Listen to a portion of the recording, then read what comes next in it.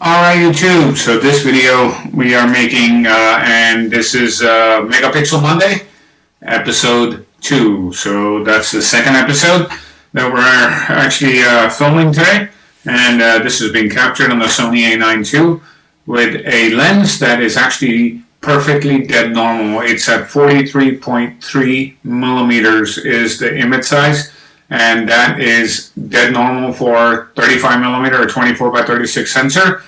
Very few brands actually make one of this.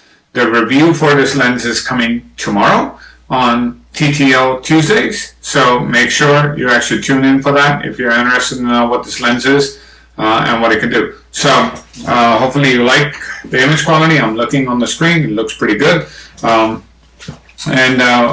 that's not what this topic is today.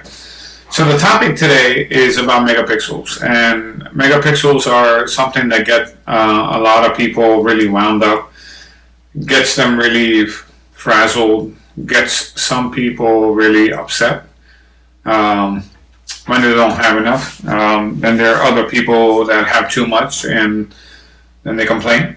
So what is a good common balance, right? And what are you really looking for, and sort of the things to think about as you start to go up in, megapixels. For example, when we had cameras back in the day, couple of decades ago, and most cameras were between 8 and 10 megapixels up to 20, 24. This wasn't that big of a problem, right? Yes, the processing eventually caught up and got pretty good, but up to 24 it was not a big deal. But then we started getting cameras like the 5DSR that came out, which was at 50, and then Sony came out with their Sony A7R2, and that sensor actually had 42 megapixels. And there are many iterations of it. Then Sony came out with the A7R4, which is 61. Then you had the Sony A1, then you had the Nikon Z9, the Z8, all 45, and the Canon R5. So you see where this is going. One thing that we have to keep in mind, as we continue to go up and up and up in megapixels, there's a price to be paid. Price to be paid in many different ways, right? Either you pay the price by buying some of the finest glass that you can buy. When you have a very high megapixel sensor, you need actually really high quality glass. It's very important. Now that doesn't mean that cheaper lenses can't do it. They can. Some of them can resolve pretty well. So check the resolving power of your lens before you buy it, especially if you're going to use it on a high megapixel camera. When you take a APS-C camera, which is a crop body, and you put a full frame lens on it, sometimes it can look just fine if it's really optically built correct and it looks good. A lot of times it will highlight things that you do not see like on a full frame camera. And you'll see that a lot. When I put it on the APS-C thing, it doesn't look as good and this and that, whatever. Because the resolving power is much higher because the multipliers kicked in, right? So the deformities of the lens and the optical flaws become much more apparent faster. Okay, you got to keep that in mind. So having said that, and again, I'm going a little fast on this because, I don't want to drain this topic for an hour. If you ever take an advanced workshop with me in the Washington, D.C. area, you'll learn the ins and outs of this game. So a lot of these lenses behind me here, why do they cost a lot of money, right? So what do megapixels have to do with these lenses and all this? It has a lot to do with it. Because there's a concept of, it's called the circle of confusion in lenses. And that has a lot to do with how it takes an image that is 6 feet tall and then it condenses it down. Just imagine this little thing happening here to a little sensor here and it's actually putting this image, capturing it right here for you, right on this side, onto a image sensor. So the RGB, the red, green, and blue, whatever that the lens is passing through, this 6-foot person is now being captured in a 24 by 36 millimeter frame.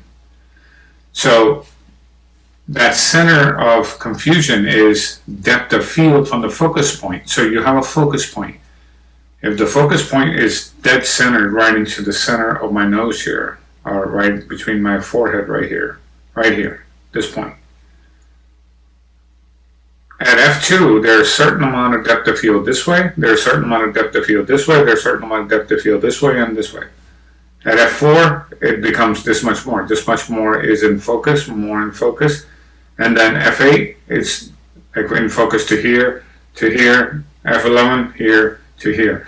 That's the circle of confusion. So a lot of people don't really understand this concept, and they lust for these lenses and they pay whatever they pay for them, and then they make blatant comments like, that lens is overpriced. Based on what? How do you know? Right? It might be overpriced for you because you might have a very basic understanding of lenses and why people pay $4,000 for an Otis. There's a reason why. And the people that use Otises, they're not the same people that are looking for a bargain. They're buying the absolute best in optical quality, materials, workmanship, all of that. It's not just one piece. Yes, are there sharper lenses than the Otis today? Sure. But I guarantee you, none have better micro contrast and give you that pop that all of us die to have and look for. And there's an Otis back here. There's a reason for that. And you're paying for that. It's not cheap. It comes with a price to be paid. Having said that, you need to figure out what works for you. So now, taking that concept, what I just talked about, apply it now to megapixels. The more megapixels you add on a 20, let's say this is your sensor, right? Here's a little remote control. Here's the sensor. All right, we're going to go 24 here. 24 is the height. 36 here. That's your sensor. The more megapixels you cram in here, 24, 45, that's 45 million pixels in here. Sony's got the Sony A7R4, A7R5. It's 61 million pixels in the same amount of space. So what happens to each little pixel? It gets smaller and smaller and smaller because you're packing more in here. That's why when you look at 24 megapixel sensors, they perform really well low light because the pixel pitch, or the size of that pixel, is much bigger. So the light gathering capabilities, is it that much more? Yes and no. Yes, it can capture more light because the thing is bigger, but you get smoother gradations in the color. So you have less inherent resolution than a 45 megapixel sensor, but you will have smoother tones all the way through. And again, that one piece that we talked about earlier, the lens and how the lens transmits RGB information down to the sensor onto those pixels, translates to, a digital signal, and then it creates an image. All of this is happening together. So when you're buying a camera, it's not just buying the camera. If you're buying a high megapixel camera, 45, whatever it is, a high number, anything above 24, you need to look at your lens lineup here, and you need to make sure that it is capable of resolving a high resolution sensor. If it cannot on that lens, you're going to be very disappointed with the output. So pay attention to that. So it looks like the sun just came back out, so that's why. And no, I'm not using auto ISO. It's supposed to be a joke. So megapixels can be a beautiful thing, but they can also be a curse if you don't pay attention to what's going on. So make your choices. Leave your comments below. If you already knew these concepts, that's great. If you didn't, and you want more in-depth targeted topics around this on Megapixel Mondays, I can pick different things to look at. So in this one, the relation of megapixels to high quality optical glass. There is no substitute there. On a 24 megapixel, you can get away with a mediocre lens, you'll be fine. On a 50 and a 60 megapixel, you're gonna know how good your lens is very fast, right? And you have to understand that. As long as you understand that, I think you'll be happy. But if you are trying to produce some kind of magic out of a $400 lens on a 61 megapixel sensor, and then you're hoping that, hey, why doesn't it look like this $12,000 lens? Now you know why. So you get what you pay for. Not saying that a cheaper lens is bad. The application has to make sense. So figure out what you're trying to do, how you want to apply it, and I think you'll have a winning combination. So with that, like, subscribe, be nice to each other, go out there, create your magic, and I will see you tomorrow on TTL Tuesday, episode 2. Thank you.